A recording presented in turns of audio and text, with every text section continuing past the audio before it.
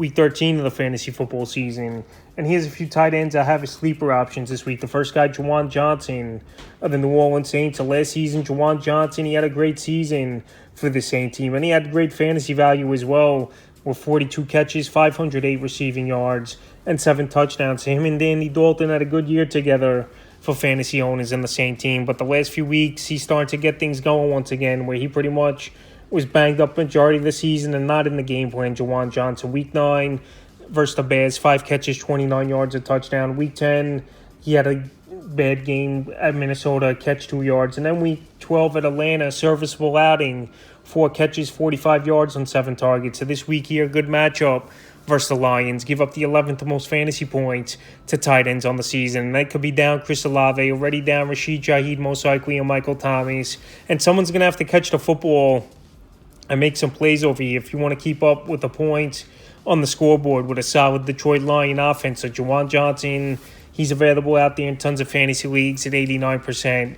And I think he's a tight end that's starting to get things going, and it's going to have more of a role, like I mentioned, with key pieces out in the offense. The next tight end I have as a sleeper this week is Adam Tropman for Broncos. So the last few weeks, Tropman, he's starting to catch the football a little bit more. And his fantasy points pretty much went from a guy scoring 1 to 2 points a week. And the last few weeks, it's gone up. Week 10 at Buffalo, 2 catches, 15 yards. Week 11 versus Minnesota, 2 catches, 33 yards. And week 12 versus the Browns, only 1 catch, but it was an 8-yard touchdown in that one. So week 13 on paper, good matchup at the Houston Texans that give up the 3rd most fantasy points to tight ends on the season. So right now we know this offense is a run-first offense for this Denver Bronco team. Cortland Sutton, the number 1 wide receiver.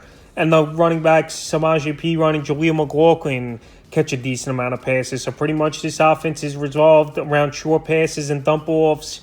And obviously Cortland Sutton being as their threat. Jerry Jeudy hasn't done much this season. But Trotman, like I said, the last 3 weeks, the points have went up every week. And on paper, with a good matchup where things could be in his favor, he's a sleeper tight end this week. And he's available in 98% of fantasy leagues. And the final tight end I have as a sleeper this week, sleepers, Tucker Kraft of the Green Bay Packers. So Kraft last week stepped in the starting lineup on Thanksgiving week 12 at Detroit for Luke Musgrave. And he looked pretty decent. 2 catches, 15 yards, and a touchdown. So right now in the deepest leagues, if you need a tight end, Kraft's out there in 97% of fantasy leagues. Last week he showed he could run some routes, and he has the nose for the end zone. And Jordan Love, a young quarterback, always is going to have that tight end as a security blanket. We saw it with Luke Musgrave early in the season.